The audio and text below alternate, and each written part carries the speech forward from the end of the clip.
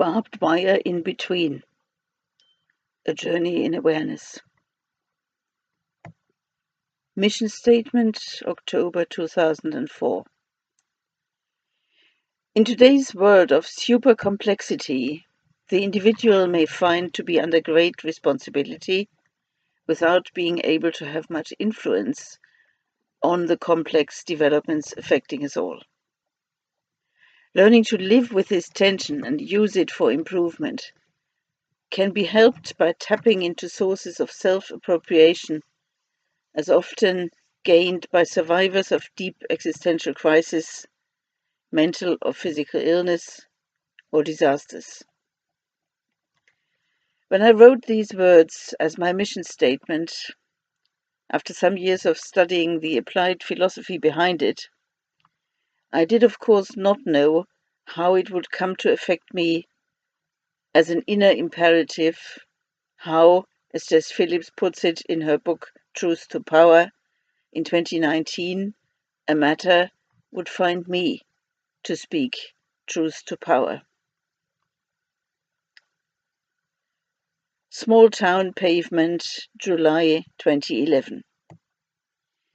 I had been to see a solicitor down the road who kindly gave me a free half-hour consultation and did not watch the clock.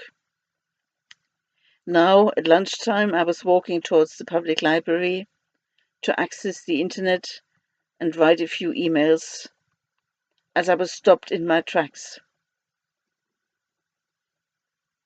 Dusty heat under blazing pale sky, small town pavement, I know, my passionate presence needed. 6 months before the moment on the pavement, while I was working for an NHS mental health trust in England as a senior social worker, a patient disclosed sexual abuse by her father. I initiated a safeguarding inquiry in line with my ethical and statutory duties. As a safeguarding meeting was being prepared, a senior psychiatrist told me in a group meeting, this, the sexual abuse of that patient by her father, has long been a suspicion. At one point, the patient threw herself down a flight of stairs. This was seen by some as due to the fact that the father was kissing her more in a boyfriend-girlfriend kind of manner.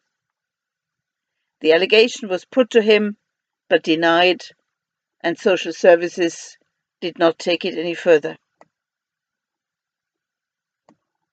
At the safeguarding meeting a few days later, I disclosed this information again in line with my ethical duties and protected by law, protected by the Public Interest Disclosure Act. However, the law did not protect me from the reality of the defamation that followed. An experienced social worker acting as my lay advocate at one court hearing reflected, the way they are discrediting you, one can't help wondering what else is going on there. That moment on the blistering pavement, that certainty, would go on to sustain me in years of campaigning against injustice, without any certainty. I remember once doubting during the first 5 years, should I not give up? And the clarity returned immediately inside. I will see this through. 9 years on, I'm still learning. The most complex case of my social work career. The ensuing court case, brought partly because of my financial losses, so far has been riddled with legal mistakes by the courts. I can't afford a solicitor and have to represent myself. No one likes a traitor. In the summer of 2018, the then Secretary of State for Health in London admitted, when questioned by an MP, there were systemic issues in the way whistleblowers in the NHS were treated. How did I get there? March 1979, Barbed Wire in Between. I have returned from East Germany yesterday after 3 months of study. A scheduled visit to Sachsenhausen concentration camp memorial site last week brought a shift. As I stood there, in one of the dark rooms of the exhibition, next to a glass case with documents and with people silently passing me by, I had no words then, and still have no words for that moment. Yet something happened. After reflecting on this many times, the best I can say is a vow was taken. Several of my fellow students had declined to attend. We've seen it all before. The prophet Ezekiel writes, "He asked me, Son of man, can these bones live?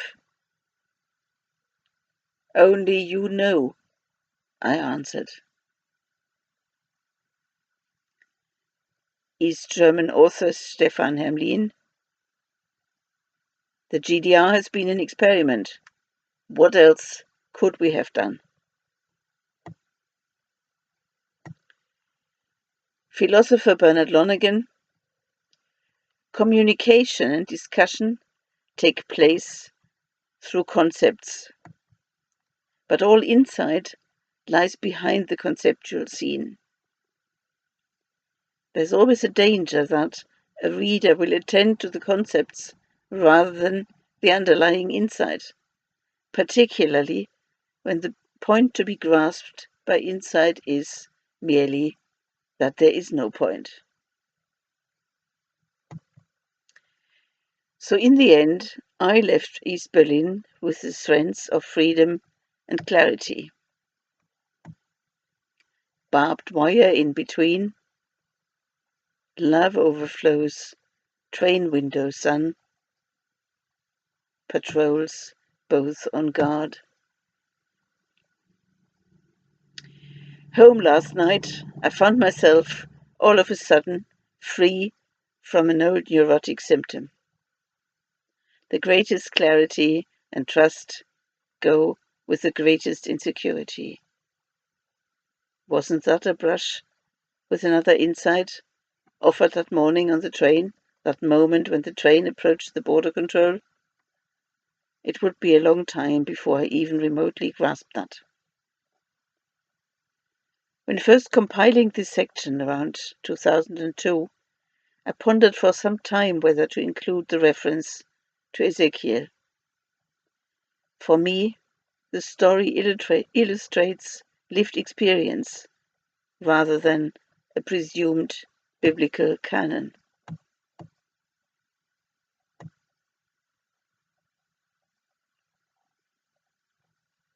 Acting. Psychodrama, November 1985.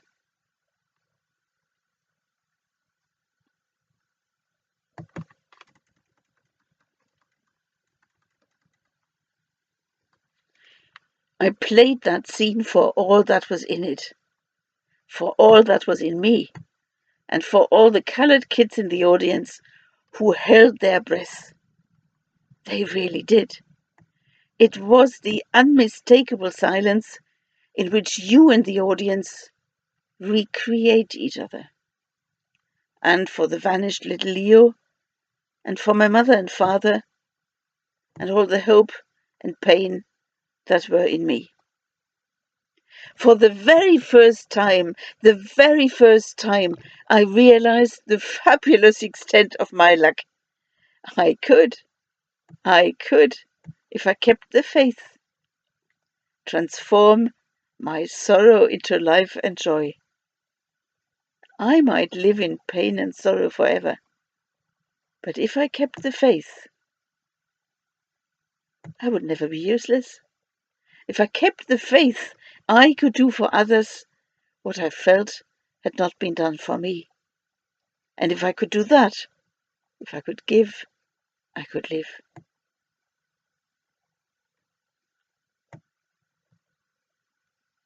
Baldwin's reference to faith offers rich material for reflection and requires sharp thinking from the reader.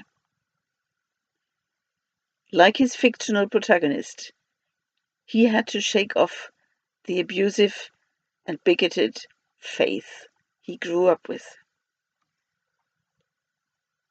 Almost 35 years after my own moment of awe, inspired by the experience acting as an antagonist in a psychodrama workshop, the scene itself is held in silence.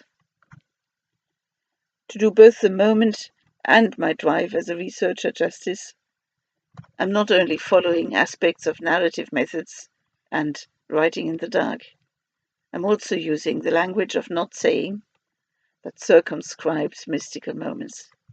Here, not just a brief moment, but the whole experience. I learned that playing in the suspended atmosphere with the lightness of touch allows a fresh look on the matter, as if from a deus ex machina perspective, as protagonist, antagonist, or director. Although, if you are directing, don't imagine yourself too powerful.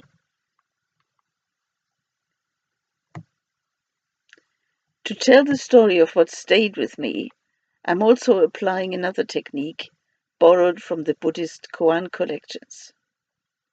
The riddle of insight is further hidden rather than revealed.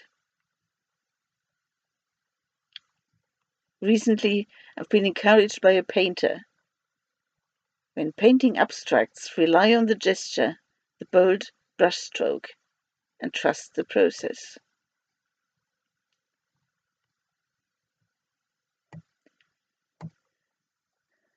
Because of one aspect of what grabbed and held me after the psychodrama scene ended during a walk one foggy November afternoon, I had to investigate what I consider to be two aspects of the moment.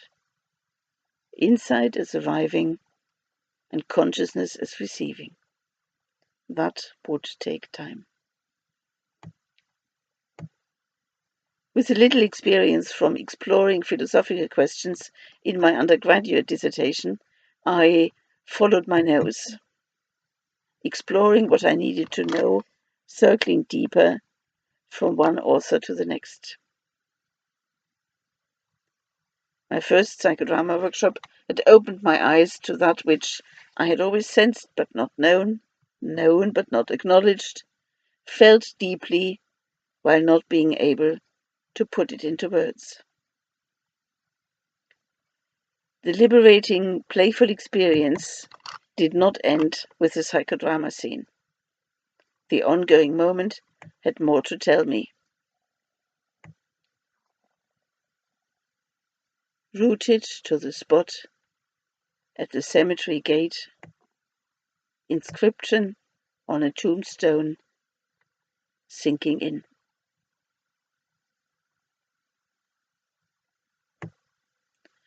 Gripped at the end by what I would come to understand as another element of Begegnung, dialogue in Martin Buber's concept, or Tele in the language Jacob Levi Moreno would have used.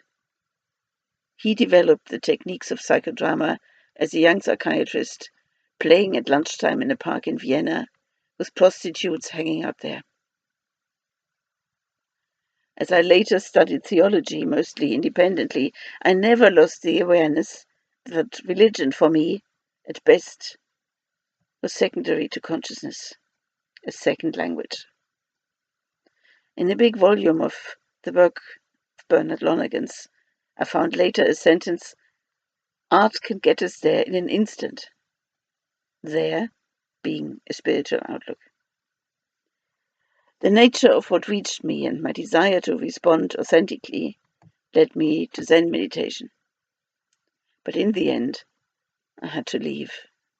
I was not a Buddhist, and I saw no master. Not a Buddhist, not a Christian, was what my feet were pattering for a few years. The irony of my life, having looked in from the outside on my hope for much of my childhood, by honoring my experience in play, I was an outsider yet again. Much as the poet St. John of the Cross puts it, if I'm not to be found in the common places, some will say I am lost. And indeed, in being lost, I was found. When reading J.K. Kadowaki's Zen and the Bible, I found myself reconciled with my philosophical me, owning a version of negative theology.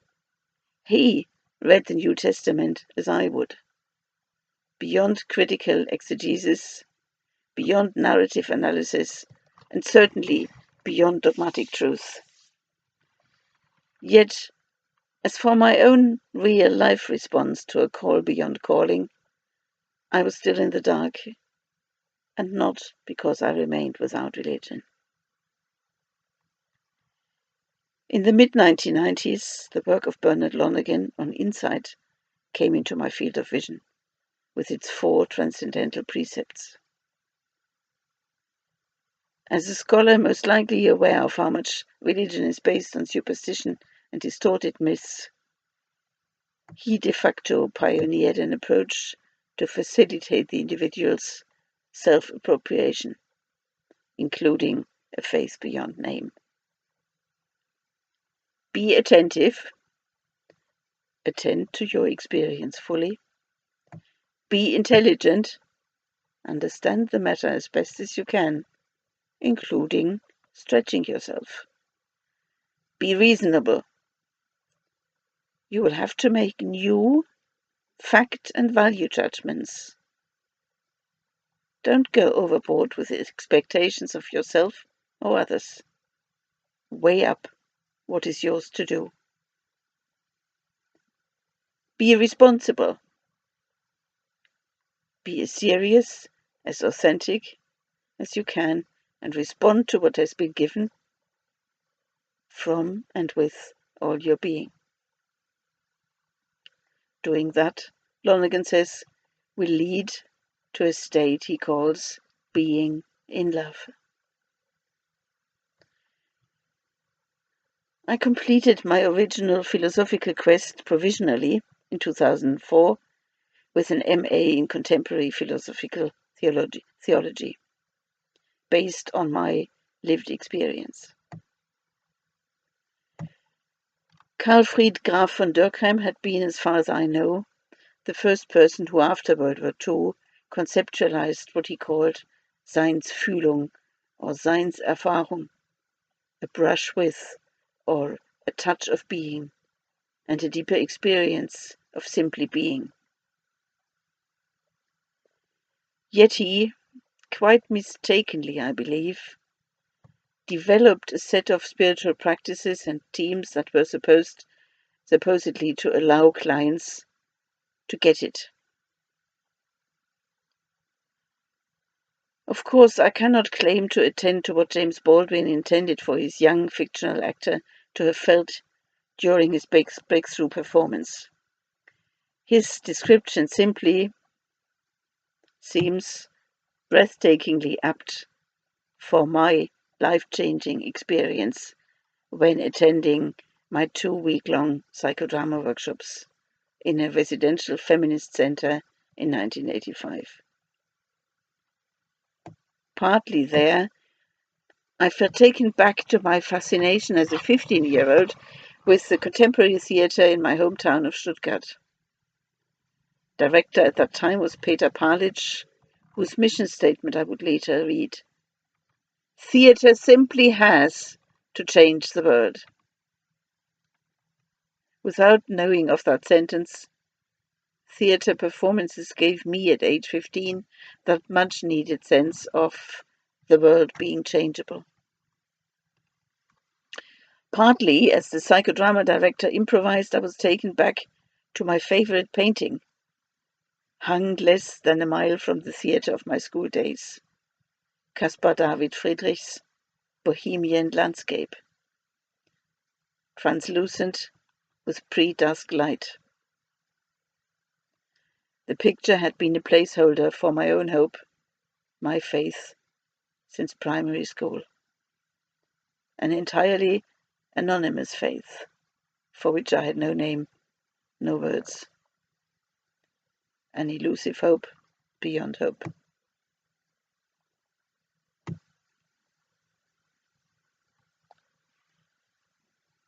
Imperative beyond words.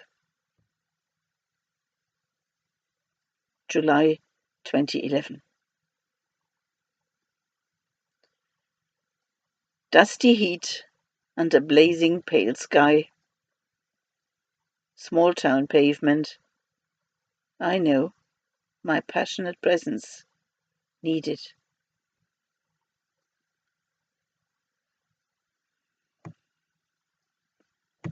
I had been intuitively aware of a kindred spirit in Dag Hammarskjöld when I read his markings, without aristocratic background or leadership skills on my part.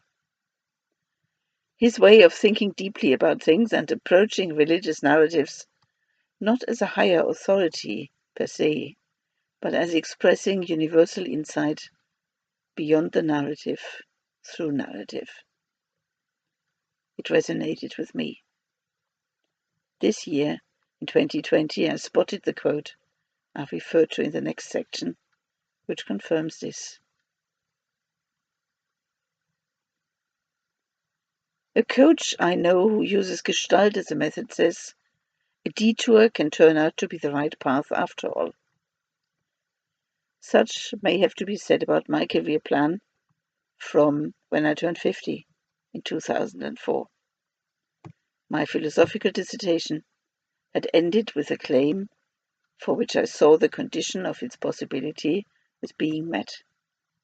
A traumatized life, somehow exiled from its own hope, can be turned around once rock bottom is hit, with its potential of a major, or at least minor, aha moment about one's inner freedom to follow conscience, going deeper than before.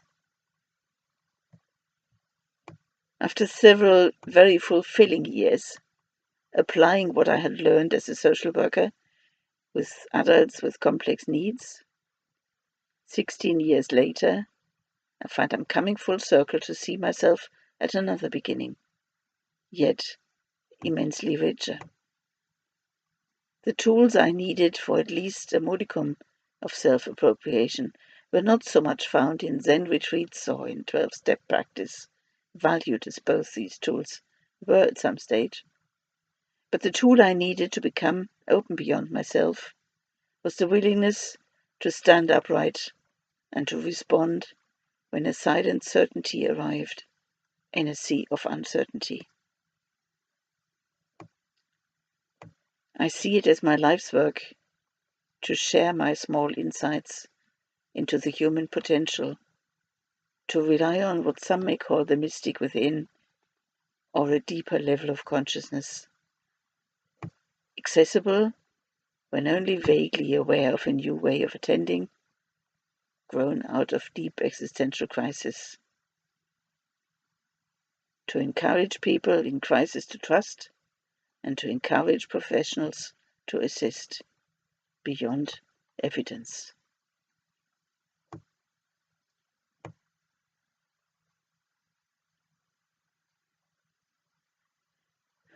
Having on occasion been asked why I carry on pursuing my legal case after the defamation, once by a cancer survivor who quite directly warned me to spend my time wisely, I find myself agreeing with Audre Lorde, who in her 8 years of living with secondary cancer says if she continues to engage in campaigns She does this as much for herself as for the other.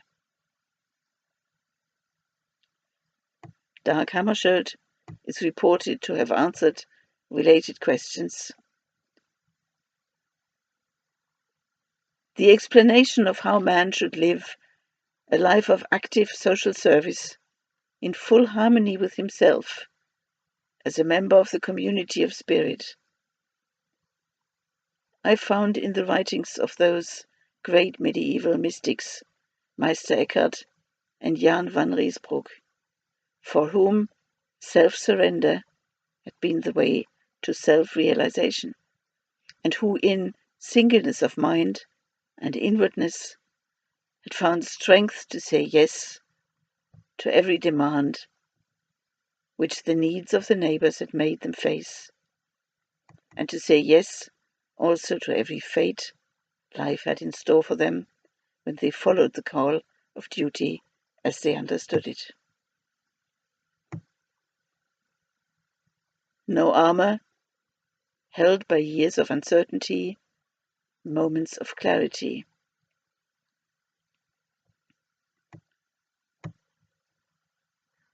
The late John Peel, music expert, says everything worth doing should have a mystical kernel, and if you try to understand it, you have not understood at all. Jess Phillips asks implicitly what may be the point of speaking truth to power if, as in some cases, nothing changes. Quite rightly, I think, she does not give an answer. To achieve change, organizations are needed. These, however, will remain at risk of restricting themselves due to groupthink. Will they allow slightly eccentric outsiders to provide needed input? For now, I find that while the route I took may not have fully healed all remnants of scars from my own childhood trauma, it has given me the presence needed to continue speaking truth to power, even if my voice shakes, and to cross borders where pragmatism, managerialism, and behaviorism will not.